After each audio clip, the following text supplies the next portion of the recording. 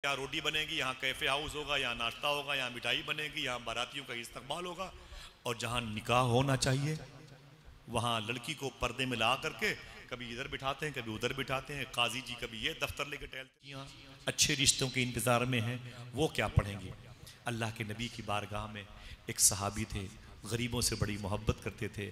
शादी के लायक हो रही हों, उनके लिए अच्छे रिश्तों की ज़रूरत है, तो अपनी बच्चियों से कहा करो रोज़ाना सूरे रहमान पढ़ा कर। अगर लड़कियां शादी के लायक हो जाएं, आप भी हाथों को उठाएं, उठाएं भाई उठाएं, इंशाल्लाह इसे याद करेंगे। कारी साहब इसे किसी डायरी में लिख लीजिएगा, ठीक है? हाँ, जिम्मेदार। और जुमा जुमा को बयान किया करें, 2 4 5 जुमा को जरूर बयान किया करें, इंशाल्लाह बोलें, ताकि हर आदमी को याद हो जाए। मेरी बहनों सुनो, अगर लड़कियां तुम्हारे घर में शादी के लायक हो रही हों, उनके लिए अच्छे रिश्तों की ज़रूरत है, तो अपनी बच्चियों से कहा करो रोज़ाना सूरे रहमान पढ़ा कर। सबने सुभान अल्लाह नहीं कहा। कौन सूरे पढ़ना है? अगर अल्लाह ने आपके लिए इंतजाम कर दिया है, अब अच्छे रिश्ते की जरूरत है, तो आप अपनी बच्ची को कौन से सूरे पढ़वाएंगे? ऊंची बोले, सूरे रहमान। अगर हो सके तो महीने में 1 या 2 या 3 मरतबे 10 दिन या 15 दिन के बाद उनसे यह भी कहना सूरे रहमान का तर्जमा भी पढ़ लिया करिए इंशाअल्लाह। जिनके यहाँ माँ बाप के पास पैसे हैं, वो अपनी बच्चियों के रिश्ते के लिए बच्चियों से क्या पढ़वाएंगे? हाथों को उठा के बोलो भाई, सूरे रहमान। और जिसके यहाँ पैसे नहीं है, वो अपनी बच्चियों से क्या पढ़वाएंगे? बता दूं, गरीब बच्चियां अच्छे रिश्तों के इंतजार में हैं, वो क्या पढ़ेंगे?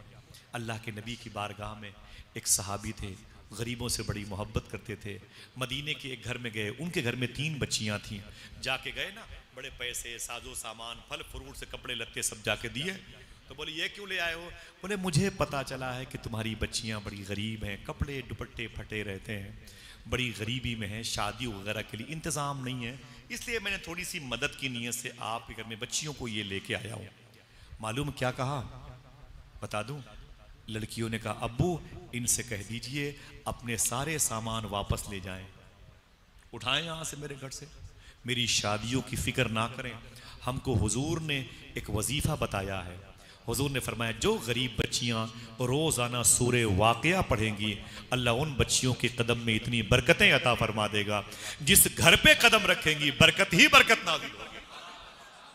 मेरी शादी की फिक्र इनसे कह दो ये ना करें, मैं सूरे वाक़िया पढ़ती हूँ, मेरी बहनें पढ़ती हैं, अब मेरी गिरबत की फिक्र इन्हें नहीं होनी चाहिए, अब मेरी बरकत की फिक्र इन्हें होनी चाहिए। गरीब बच्चियां क्या पढ़ेंगी?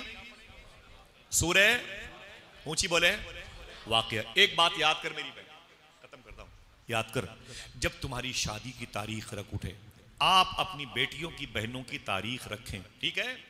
समझ में आई बात? 2 महीने के बाद शादी, 1 महीने के बाद शादी, ठीक है? शादी की तारीख रखें तो सबसे पहले क्या है कि तैयारी करनी है। सबसे पहले आपको काय की तैयारी करनी है भाई, काय की। रोटी वाले को कहना है, शामियाने वाले को, पैलेस लॉज, वो नान बाई को, और वो चाय कॉफी पान वाले को कैसे कहना है? बता दूं, अगर बेटी की शादी हो रही है तो सबसे पहले आप कुरान शरीफ का हदिया कीजिए। जहेज के सामान को खरीदने से पहले, अल्लाह इस लानत से बचाए, जहेज बचा, आमीन कह दो। लेकिन कुछ रस्म तो बाकी रहेगी। सबसे पहले कुरान का हदिया करना, इस नियत से सबसे कीमती कागज का, सबसे मुबारक जुज़दान का, पैकिंग का, मुझे कुरान दीजिए। सबसे पहले अगर कोई सामान अपनी बेटी को देना चाहते हैं, उसे खरीदने के लिए बाजार जाइएगा तो सबसे पहले क्या लाइएगा? हाथों को उठा के बोलो इंशाअल्लाह। कुरान आ जाएगा तो सारी चीजें आ जाएंगी, ठीक है इंशाअल्लाह। उसके बाद क्या करना है? उसके बाद घर आकर के सबसे पहले इमाम साहिबान को, नमाजियों को अपने घर पे बुला के बोलना है कि यही वो जगह है जहां हमने, हमारी बीवी ने, हमारी बेटी ने, हमारे बेटे ने निकाह की महफिल सजाने की जगह का इंतखाब किया। हाँ तो उड़ा के बोलो इंशाअल्लाह। यही वो जगह है जहां पर हमने और हमारी बीवी ने, हमारे भाई ने, हमारे बेटों ने ये इंतखाब कर लिया कि इसी जगह पर मेरी बेटी का निकाह होगा। बोलो ऐसा करोगे इंशाअल्लाह? हम क्या करते हैं, हम तो बताते हैं कि यहाँ रोटी बनेगी, यहाँ कैफे हाउस होगा, यहाँ नाश्ता होगा, यहाँ मिठाई बनेगी, यहाँ बारातियों का इस्तकबाल होगा। और जहाँ निकाह होना चाहिए वहाँ लड़की को पर्दे में ला करके कभी इधर बिठाते हैं, कभी उधर बिठाते हैं। काजी जी कभी ये दफ्तर लेके टहलते रहते हैं, बोलते हैं उधर डेग रखी हुई है, उधर बोरा रखा हुआ है, उधर चीनी है, उधर का इधर उठाओ। ऐसे अपनी बच्चियों को निकाह के वक्त टहलाते रहते हैं। जो लड़कियां शादी के बाद आसेबी मामलात का शिकार होती हैं उसकी वजह बता दो। उसकी वजह यही है, पहले के दौर में सूफिया सबसे पहले अपनी बेटी की शादी के मौके पर कुरान हदिया करते थे।